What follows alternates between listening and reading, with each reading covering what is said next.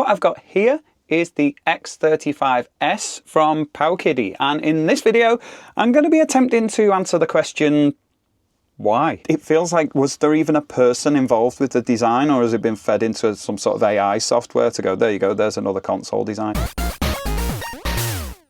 So yeah, this is the X35S from PowKiddy. PowKiddy have made lots of different handheld consoles that I'm really quite fond of. So when LITNXT got in touch with me and asked if I fancied trying out this one, I said yes, of course. But it wasn't one I'd actually heard of before, and you can be forgiven for not knowing that this one even existed. It definitely seems to have flown under the radar. I'm kind of a sucker for quirky designs, but this really does take quirky to an extreme. The layout of the controls, a few other design features on it, I just wasn't really quite sure how it was going to work. But as with most things, the more unusual it is, the more it kind of piques my curiosity. So I did want to take a look at it and just try and figure out why it's been designed in this way, and also to try and go in with a positive mindset and see what this might offer that other handhelds don't. So we'll jump straight into the unboxing when I first tried it, and then we'll have a bit more of a chat about it afterwards. Okay, so in terms of the box of this one, it's a smooth grey finish, and I quite like that you've got the side profile here, but it's a little odd.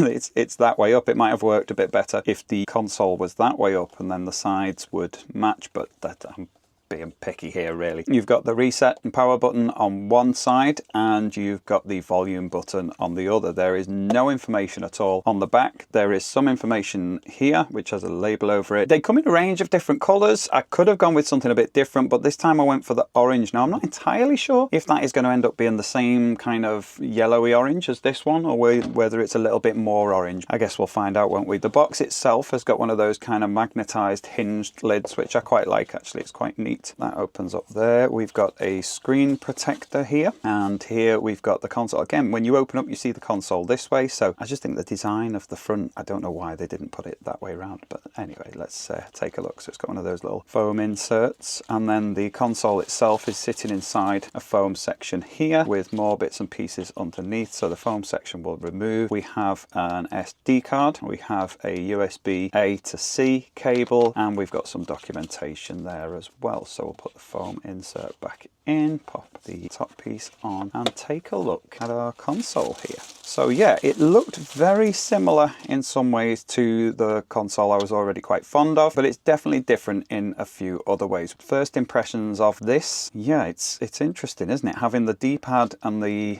buttons down here and the sticks at the top. I get the feeling I'm going to have to find some sort of twin stick shooters to make the most of this placement, because otherwise it might be a little uncomfortable trying to access these buttons and then having my fingers reach up to the triggers. Now, speaking of the triggers, the actual shape of the console sticks out a bit, but the triggers don't really exceed that. These are not as bad as the ones that were on RGB20SX. These are a little more subtle, but still pretty big. Got the R1 and 2 there, L1 and 2, and this time they're the same color, so it's quite a nice, smooth, even aesthetic. We've got like this textured surface with the little divots down the back there to hold, particularly on the analog sticks. It feels quite comfortable. On these bits and then on the triggers as well, I think it's a little bit of a reach. It might be better to hold it like that and not use the triggers, but we'll have to see. And speaking of the analog sticks, they've got a little knobbly texture around the outside there. They seem a little different to other sticks that I've used before. Not the same as the standard kind of Nintendo Switch ones, and they do have a button in there as well for clicking. Got these like little heart shapes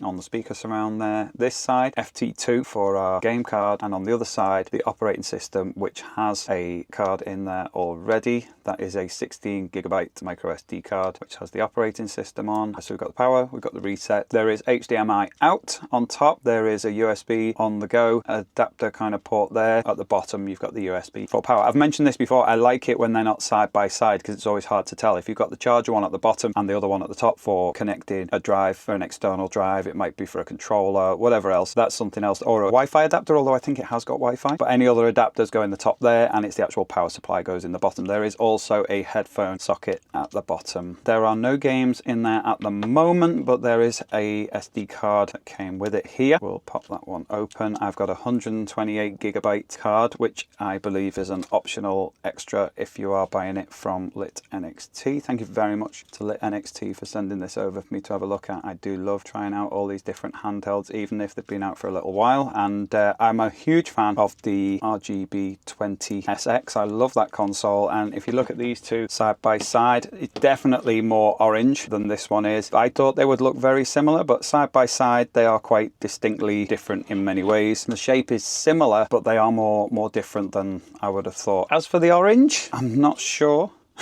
There was like a really nice looking clear purple, but I'm always drawn to yellows and oranges, so that's what I went with. It's a strange shade of orange. It's always hard to tell from the pictures. I quite like it, but it looks much more different to the other one. I thought I'd end up with what looked like a matching pair, but it's clearly very different colours there. I don't know how it's going to come out on the camera, but it looks very different. This is very definitely yellow. This is very definitely orange. It reminds me of one of my granddad's old cars when I was a kid. We've got our operating system in here. We've got our games in here. Let's take a look. Usually with these things, you just press and hold the power on until it seems to spring it into life. The biggest difference, other than the arrangement of the controls, which I'm still not quite sure why it's that way around, but the biggest difference is the screen. One of the things I loved about this one is that it has the square screen. This one's a more traditional landscape orientation screen, so better for things like Game Boy Advance and so on. But yeah, it's so strange that there was so little information out there about this console. This is the first look at the interface. So this is the PowKiddy OS, so it's a skin over the Linux operating system. From left to right, we've got retro, favorites, last played, search, and settings menu. So if we go into retro and take a look there, we've got music and video, PSP, N64, PlayStation, FBN, FBA,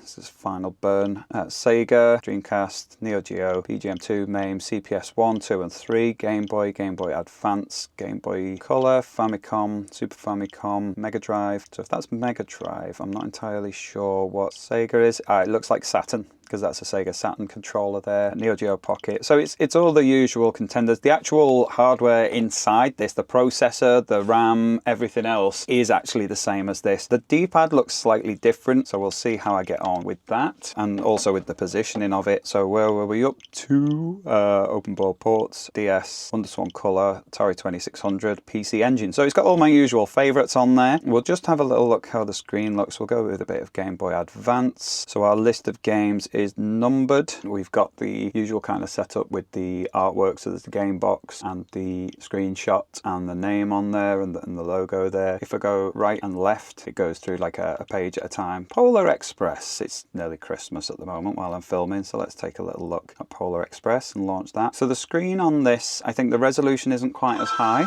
Oh, it's loud. The resolution isn't quite as high as the one here, and also the kind of screen looks a little blurry at the moment, so I might have to go and have a little bit of a dig in the settings. So I'm going to go away and have a play. I'll try it out, I'll see how these controls are, I'll see how these go, and yeah, I'll let you know how I get on. So that was my initial impressions when I first got it, but I've spent a bit more time playing with it now. As I said, I've gone in with as positive a mindset as I could, because my initial impression was, well, there are so many other really good emulator handhelds out there.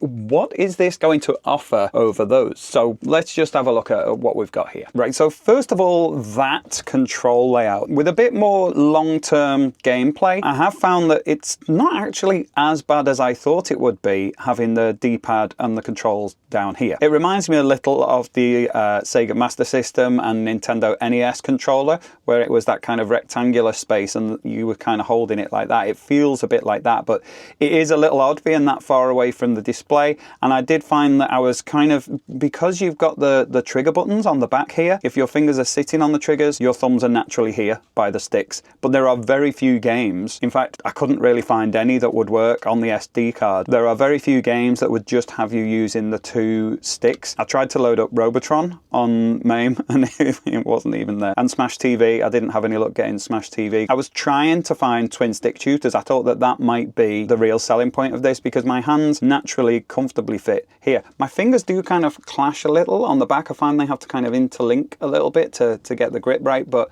the actual triggers themselves are fine. They're no problem. I do feel like they stick out a bit much, and by having this bump here, it kind of forces your fingers down a little bit, so the gap between the finger that's holding the console and the one up here is quite pronounced. These grips I don't think add much. It's quite a sharp edge on the little recesses. I actually prefer on the back of the RGB 20SX this smooth finish. Now the triggers on this do look much better, but trust me, originally they were terrible. I redesigned them, 3D printed my own, and they're now much better. They're actually one of the real positives about this console. There's no getting away from the similarity between these two. If we look at this as the first iteration, this is the second, I love the RGB 20SX. I think it is a flawed but very lovable console. Since I sorted out the triggers, since I sorted out the D-pad, there's a lot to like about this. Mainly, and this is one of the reasons why I really like PowKiddy, they're a bit out there with their designs, which is always going to be polarizing, which is going to turn a lot of people off. They were the first people, to my knowledge, that did a console with a square screen. So what we got here, let's see if I can get it on.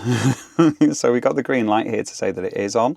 It's in like a kind of a sleep mode. I am pressing the power button here to get it on, and herein lies the rub. I've got that, and there's nothing on my display. I'm playing R-Type there, and there's nothing on there. So let's just try a bit of a hard reboot on this one. So as I say, yeah, they are slightly flawed consoles. This is running on a different operating system. I've got it running on ArcOS, which wasn't the original operating system that came with it. And I'm going to talk about the operating system with this, because I'm well aware I'm talking about this console, but it's a video about this one. But I just want to dip in, because to me, that was the obvious comparison. And when I was asked if I wanted to try out this console, it had similarities to this, which I am very fond of. But the actual operating system on here, this is ArcOS, but it's very similar to the operating system that was on there before. But what I wanted to talk about was the square screen. PowKiddy were the first people, to my knowledge, that did a console with a square screen, the RGB 30 before this, and then this one. And it's actually like the real selling point for it. In particular, Pico 8, which is purely based on square screens, but also things like Game Boy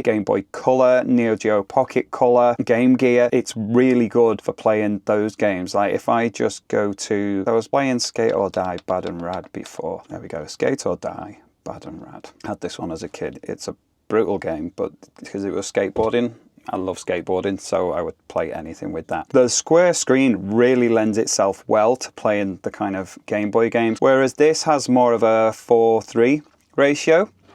So it's slightly squished. It does mean that the console can be shorter. Like it is much more compact. It's not as, well, it's about similar thickness, not quite as thick as the RGB 20SX. Definitely narrower that way. And also, if you look here, like the bezels are much better compared to that one, and the amount of plastic around the edge of the screen. So there is that. I've got this on R-Type at the moment. Now, depending on the console, to get out of the game, you press the two. In fact, the main reason I'm using the analog sticks is just to navigate the menus, because there's no home button or anything like that. You press both of the sticks at the same time, it brings up the main menu, and then you can quit the game. So on this console, the operating system is PowKiddy OS, which I haven't come across before. Normally it's just like the standard Linux, which is very similar to what I had on ArcOS here. But this is the PowKiddy OS, and it does look to be trying to be similar to something like Onion OS, but don't this is nothing like Onion OS in actuality. It's got some things that I really like about an operating system. Like, it is quite pared down, it is very simple. There's not the huge depth of menus to get lost in that I usually have problems with on a lot of these handheld emulators. Like, you go into the settings menu and you've got gamepad test, you've got brightness. Brightness always seems to default to 78%. Even if you adjust it, next time you switch on the console, it will be back to 78%. Language, retro, and you go in retro, and it's basically just which emulators you've got switched on. You can set the time, which is actually a bit of a pain to do. Within settings, you can choose Neo Geo console, whatever emulator you're using for the N64, and that is it. You can scan your ROMs. You can factory setting, which I assume is restore factory settings. You can reboot the system or shut down the system, and that is it. And at the bottom it says IP, no internet. So I thought maybe I could like update that operating system. So I got a Wi-Fi dongle, because it has got an on-the-go USB-C slot on top. So I tried plugging that in so I could get online. So yeah, I wanted to see if I could update it and make it better. But when I plugged that in, there were no options in here to get it online. So unfortunately, this is as is. Now, the operating system is on an SD card. So in theory, I can set up a new ArcOS card and do a whole new install, and it may well be quite a bit better. But what I wanted to do for this video was look at, if you buy this, how is the experience with what you get. Also, I hadn't tried PowKiddy OS before, so I was curious. What I've found with the SD card that comes with it, it's got a 128 gig card that's got loads of games on it, but when you go into retro, it's got this kind of interface where you can choose your different consoles. So say for example, again, if I went into Game Boy, all of the games are numbered, so as you go through the list, they may or may not be in alphabetical order as well. And to go through the list, you either press down to go one at a time or right to go across. And the presentation is quite nice. You've got the actual console there, you've got screenshots, packaging, the logo and so on. That's all pretty good. The selection of games is the usual kind of thing with this. There's not much in the way of Super Mario if you go on any Nintendo ones. But if we skip across to Skate or Die, Bad and Rad, again, this seems to take a while. You can press and hold and it'll cycle through a little bit quicker. I don't like this kind of numbered system. I'd rather it was alphabetical, even though this list is kind of numbered and alphabetical. Like if you drop in your own ROMs, they'll end up all the way at the bottom of the list rather than fit in with the rest of the games that are on there, unless you number the ROM as well, which is a bit of a pain. So where were we? Let's go to S. This is case in point. Simpsons, Skate or Die, Tour de Thrash, Sky Ace, and so on. It's not there. What I've found I have to do quite a bit is I'll go out of the main menu and I'll go to search, and you can search for a game. So if I search for Skate and then look over at the side here, I can go down here and look, there's Skate or Die, Bad and Rad, and it's as number 5. So I don't know quite what list of games that is in or where I would find that, but here we are, it is on there. And as you can see, I've favorited it. More about the favorites in a minute. So I'll just launch that one. We'll do a little bit of a comparison between these two. So, you know, it has got that Game Boy form factor in many ways, the start select. The sound is okay. You've got the speaker right on the front there. Every time you launch a game, it has standard settings. So this is how I've got it looking on here. The brightness isn't quite as much. It's nice and crisp. It looks good, but I've already got all the settings set up to just how I want them on there. But every time you launch a new game on this one, what you have to do is press these two to go into the settings, and then you go to the aspect ratio, which I've got on integer scale here. If you've played a game before, it launches it with whatever you had before, but most systems and games are set to full screen stretched, which on something like a Game Boy looks horrible.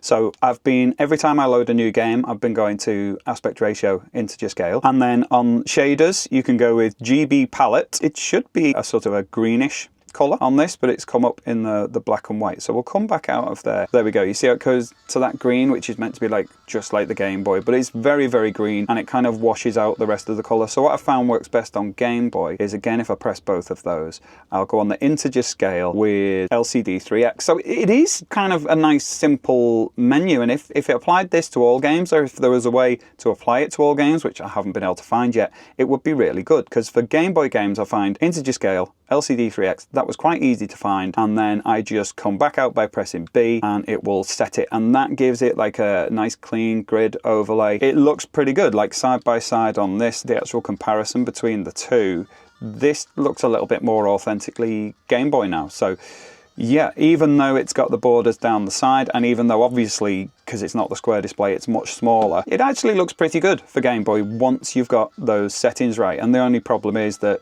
when you load up any other games, you'll have to do that. As I say, it doesn't take that long. You press these two, you just go straight to aspect ratio, you go straight to the shaders, back out again, and it's done. But the fact that you have to do it every time, it is a bit of a nuisance. I did say I was going to be looking at positives. I do think once you've got those set up, this screen looks pretty good with the Game Boy. The form factor and everything else is all right. I like if I'm playing this. So if I have a little bit of gameplay here, you can just jump and you can move left and right and so on.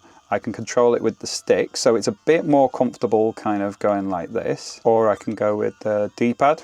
Now I've just timed it wrong because I swapped on my directional control at just the wrong time. But you know, whether it's with the D-pad or the stick, it's fine and it looks good. So for Game Boy, it's all right. Now if we exit the game, so again, you press the two sticks, quit game, come back out. I mentioned before about favorites, because I'm having to search for games because they're not always obvious within the menu. When I do a search, I'll add it to favorites just by tapping Y, and it puts the star next to it and adds it to favorites. Another thing about when you are doing a search is the little keyboard here. There's no space, so you can only really search for like one word. So if I was like, when I was searching for R-type, I just put type and then it came up. So yeah, I don't know why there isn't a space on there, but there isn't, so that makes things a little trickier. But if we come back out just by pressing B, and then that will take us back. So I'll come back out there. So I had to delete everything because B is the same as delete, so I had to go B, B, B to delete all the word and then back out here. What I find works best is to start storing games in the favorites. Once they're in the favorites, it makes things much, much easier. And actually it's quite nice to go from these kind of seemingly randomish menus where it's numbered and you can't always find the thing you want, to just have the games that you are going to play within here. So I'm finding more than any other one of these handheld consoles I've used before, I'm using the favorites feature much more. There are a few positives that I have found about this console that are really good positives. So I mentioned before I started up, I was on R-type. It's the aspect ratio that is the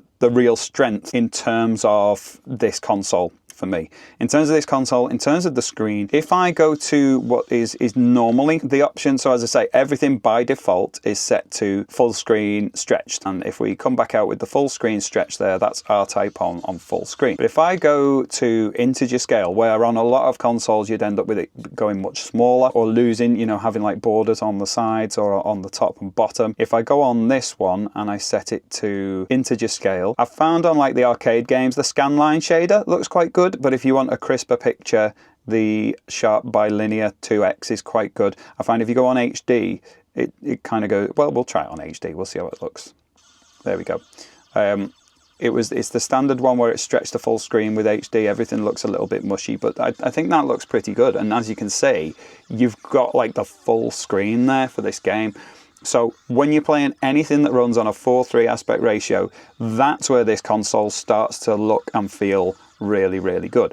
So again, we'll come back out, we'll go quick game, and we'll look at more on the favorites. So for example, Super Metroid for the Super Nintendo, that would play on a regular CRT TV originally with a 4:3 aspect ratio. So when this game loads, now it takes ages to go through everything, so what you can do as well is there is the save state option. So if I go to my load state, that will bring me to the game ready to start. So you can see, like, in terms of the amount of space taken up on screen there, it does look really good. The colors are nice, the blacks are good. Yeah, I think as a display, it's pretty good. The resolution isn't as high as this one, but it doesn't feel like a downgrade. It's just smaller that way. So I think for any 4:3 games, it's quite good. And as you can see, I wasn't really thinking about how I was holding it there. My hands just naturally fall to this kind of setup like that. So I'm not often defaulting to the D-pad. I'll very often just go with the stick and not even notice I'm using it. And to be honest, it's all right for a lot of these games. I'm mainly using it instead of the D-pad just because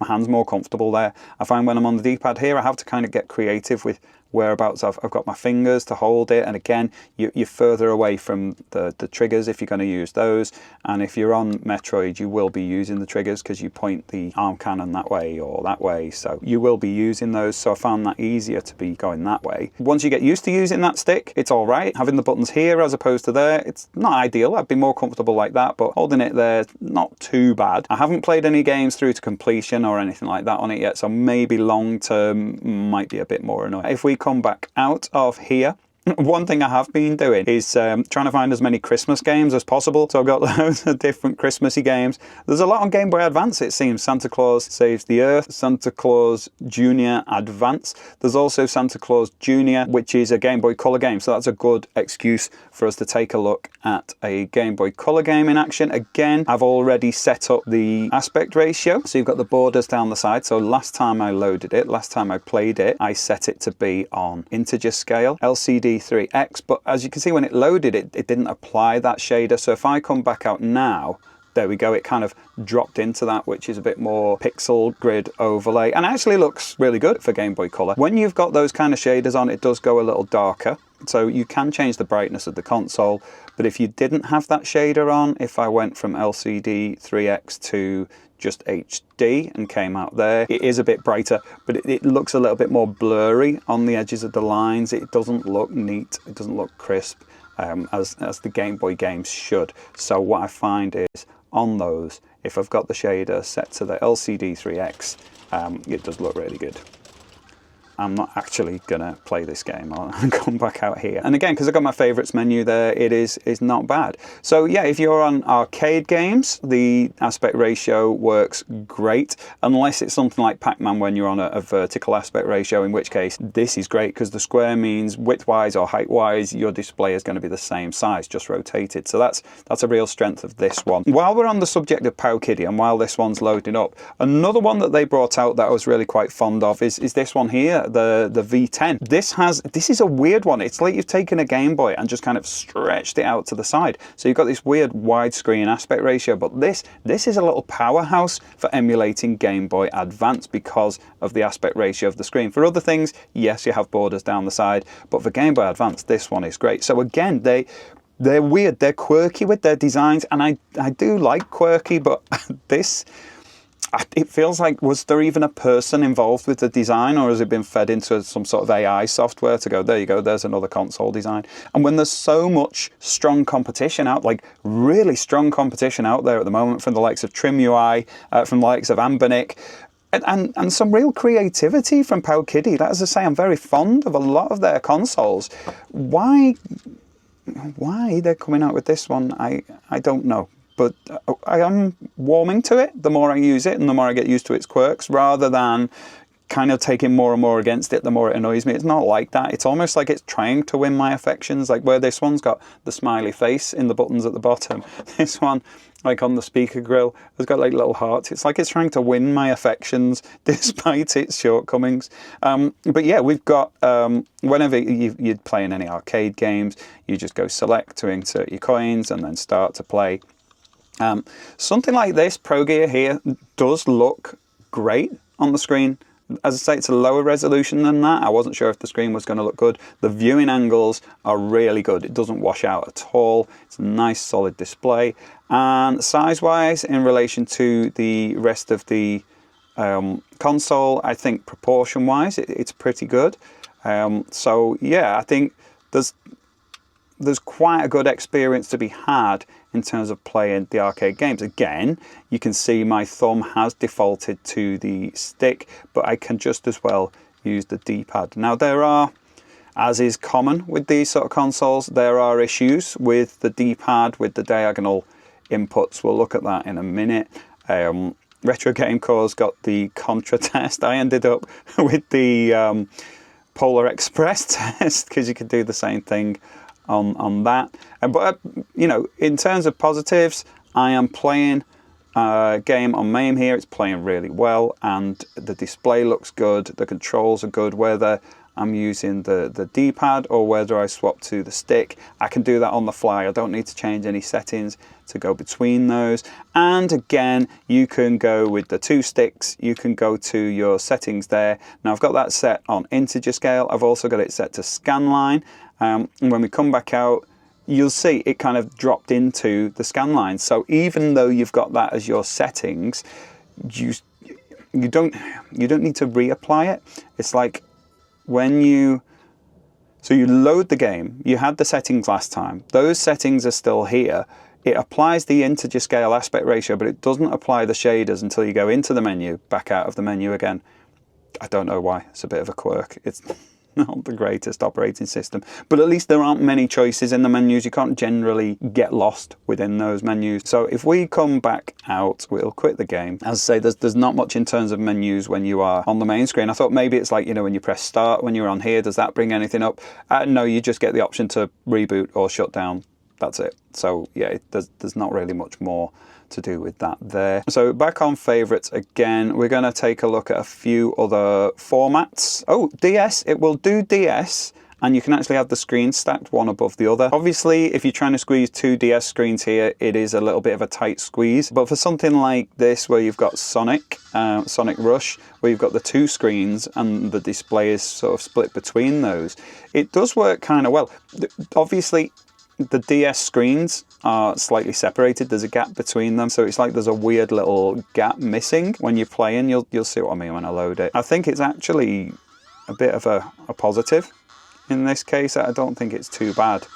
It's certainly quite playable. The display's big enough for this to work, but as you pass from the upper to the lower screen, there's like, you can see there's like a weird chop between the two, so it's not seamless. But yeah, it works kind of well. And then I was trying to get back out of there, and all that happened when I pressed the 2 was it just swapped between one screen display and the 2. So I think if you press select instead, it brings up the drastic menu, and then you can exit drastic. There are other settings in there, but yeah, just wanted to show you that. That's one quite nice little way. I wasn't thinking DS games would play well at all. NES works really well, NES or Famicom. Darkwing Duck, and again, I think I've got a save state on there, so I'll load that save state and I'll go on just a little bit of a run around again. Settings, I've got the sharp bilinear to X and integer scale on there, and it's yeah, that was looking all right there. Again, you will notice, and this isn't intentional at all, you'll notice I'm defaulting to the stick just because of how comfortable it is to hold it there.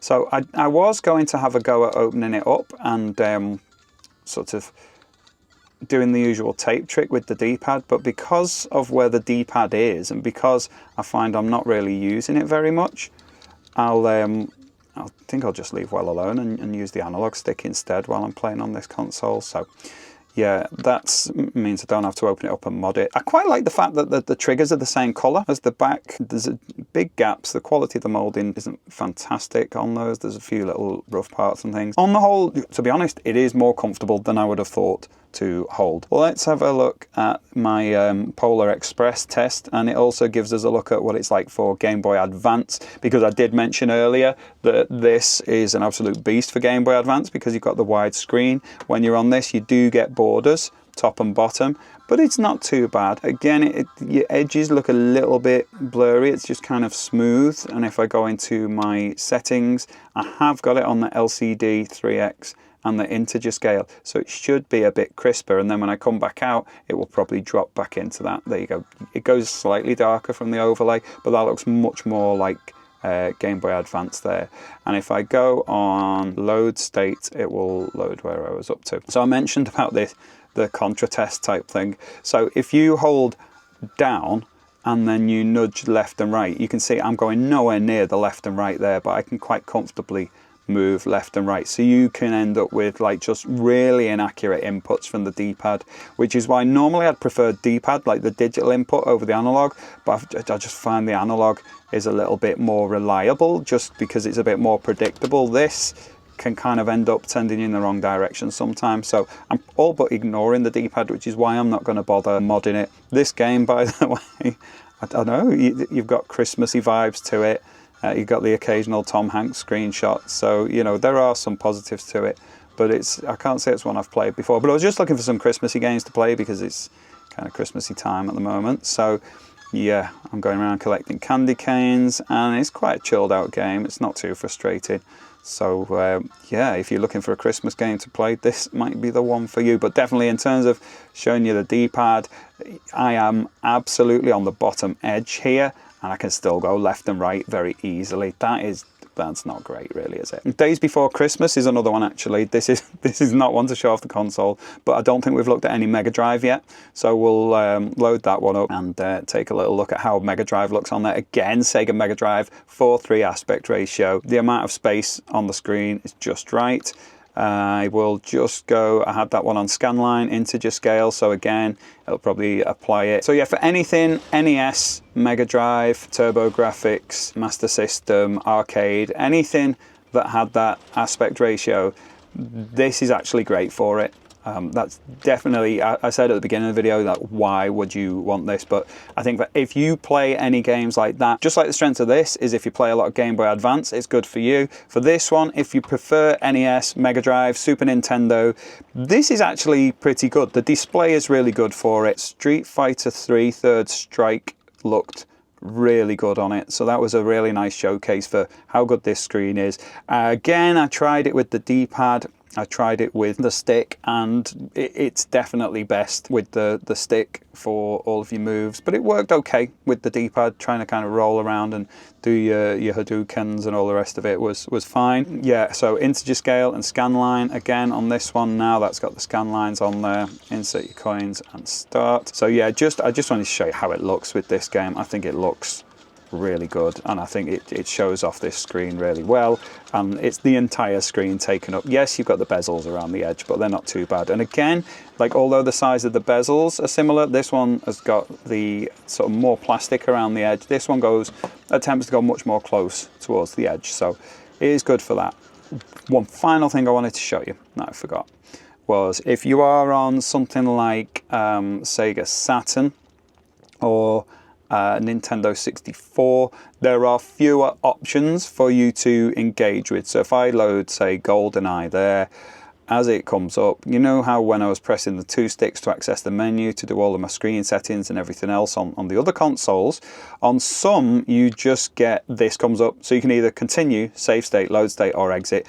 There is no way of changing your display settings at all on that particular console. So fortunately it's set up to look okay. It's stretched right across the screen. However, again, that 4:3 aspect ratio will help, but it would look a bit better on integer scale. It's slightly stretched up, so it doesn't look that great. Another issue I am having is that the analog stick seems to nudge towards the top left when I'm trying to play any N64. So I was having to go on Diddy Kong Racing and it was almost unplayable because it just constantly moves to the top left. That was something I'd completely forgotten because I've not been playing much N64. But yeah, definitely not one to get if you want to play some N64, because not only can you not change any of the settings, you've also got the issue in terms of this analog. I don't know whether that's just my unit. I've tried doing full restarts. I've made sure I'm not touching the stick when I'm loading, but it always drifts to the top left with the analog stick, specifically on N64. So yeah, that's no good. So we'll exit that. And if I've got enough storage space to record on, I'm going to go to Sega Saturn to finish. As I say, this console, if you are playing your 8-bit, your 16-bit consoles that would have hooked up to a regular CRT, if you're playing the old arcade games that play on a CRT, this is actually pretty good. Other than that, I would save you money. There are other things that are better. Right, so my top-down camera's run out of storage, so maybe now's a good time for me to just stop playing. So as I said at the beginning of the video, I wanted to be positive about this. I like quirky designs. I like something a little more unusual, but I think in the case of this one, it feels like it's different just for the sake of being different, without much thought going into the ergonomics or the gameplay or anything like that. Interesting to try out the PowKiddy OS, but I think, again, the strength of it is in its simplicity. But if you've got something simple, it needs to be done well, because it needs to be that you're not having to make much in the way of changes. If you're having to make changes every single time you load a game, and even if it's a game that you've already played and you'd set up the changes and you still need to go into the menu and come back out, then it's frustrating because your operating system doesn't allow for the level of tinkering that would set things up permanently. So I like the display for anything that uses 4:3. For your home consoles, like your 8-bit, your 16-bit games, for your arcade games, I think it is really, really good. It feels a lot more compact. Like, I do really like this console, the RGB20SX, but it is quite a big beastie. It's quite big, a bit like an Analog Pocket, similar kind of sizes to that. This one is a bit smaller. It's more like the Game Boy Color, apart from these triggers that stick out of the back that really don't need to. I think they could be flush with, because this lower section is a bit bigger to fit the battery in. But speaking of which, the battery is a lower capacity than this one. But I always find with PowKiddy consoles, the battery management is a bit weird. It seems a bit random in how it runs down and charging and things, and this is kind of similar. But I've not really had any issues in terms of it suddenly running out of power. I've just put it on charge. As I say, it's got the one socket at the bottom, which is good. You don't get confused with these two and then try and look at the labeling and work out which is the safe one to plug it in. The quality of the screen is great. Like the blacks are very black. It's not washed out at all. The colors are nice and bright and vibrant once you get it set to, you know, the setting that you want. As I'm here and I'm talking about it and I'm right near my mic, you can probably hear the buttons really, really rattle. It is not the face buttons, it's the volume and the power here. If I'm covering those up, oh, no, take it back. It is all these on the front. So if I cover up all of those buttons, it doesn't shake, which is good, because I thought maybe at first it was broken, that there was something inside that causes it to rattle like that. But yeah, that's another thing where I could open it up. I am going to spend more time with this. I'm going to try a different operating system on it and see if it's better. Maybe MIUI if that works on it, maybe ArcOS. But I will try a different operating system. If I can get that working, we'll see if we can do a bit more with it. I might look into a couple of simple mods. I might fix the D-pad. I might try and eliminate that rattle. So I am definitely going to be spending more time with it. In terms of the colors, you can get it in a clear purple, which probably looked a lot cooler. I just automatically drift towards orange and yellow. It's a strange orange. I definitely have never owned a console in this color before, apart from maybe one DMG Game Boy that I spray painted years ago. So it will stand out in the collection, even though it looks eerily familiar to other things. At least it's not like a rip-off of something else. It's reminded me of a console that's made by PowKiddy already. So I wanted to be nice about it. It is quite playable. You do get used to the controls, but I can't see an advantage to having the controls laid out like this. So I'm being kind there. I think the display is its strength. I think for those 8-bit, 16-bit games, the display is great, and that wins you over. The interface would be better if it worked well, because I like a simple interface. That's good, which is why I'm thinking of maybe trying MIUI on it. The triggers are nowhere near as bad as the triggers on this one were in the first place. I felt the need to replace them on this one. These are okay. It's just the placement of the buttons, and then your fingers reaching all the way up to the triggers is a little odd. So most of the time you'll find your fingers will be below the triggers to access the buttons and things. Anyway, so yeah, it was one that I hadn't heard of when I did a bit of research. There's a couple of videos on YouTube about it already, but definitely not the number that you would normally get with a new emulator handheld release. This seems like it came out around September, so it's been around for a little while. And in between reviews of new consoles, because I did the TrimUI Brick recently, which I loved, and I would definitely say in the choice between the two, even though this has got the analog sticks, definitely check out the TrimUI. I've also got the latest Anbernic one on the way. So in between those reviews, I fancy trying something different. So yeah, PowKiddy this time. It is called they never have a catchy name, the X35S. I don't know, if you find it cheap, it might be worth a look. If you like the quirky designs of consoles, you might like it, but there's a lot of other quirky ones out there. Something like this with its big daft square screen is just ace. So yeah, there's plenty to choose from. I have got affiliate links in the description for LITNXT, as with any other console they've sent to me. Really appreciate those getting sent for review. I love trying out different things. Love being able to have more content for the channel. And if you want to buy this or anything else from their website, I've got an affiliate link in the description, and you can use a discount code JoeBleeps to get a bit of money off as well. So yeah, check them out and have a look at what else they've got to offer too. In the meantime, I'm going to get going, maybe try some more tinkering with this to see if I can get it a bit more usable. And if I make a bit of progress, who knows, I might make another video in future. I've banged on and on about the RGB20SX. Yeah, that is what it's called in this video. So if you want to know a bit more about that, I will link a couple of videos. I've done a video about the console itself, and I've done one about some mods that I made to it that made it a really great console from an okay console. So if you want to check those two out, I will leave them here for you. Otherwise, I will see you in the next video. Take care. Bye.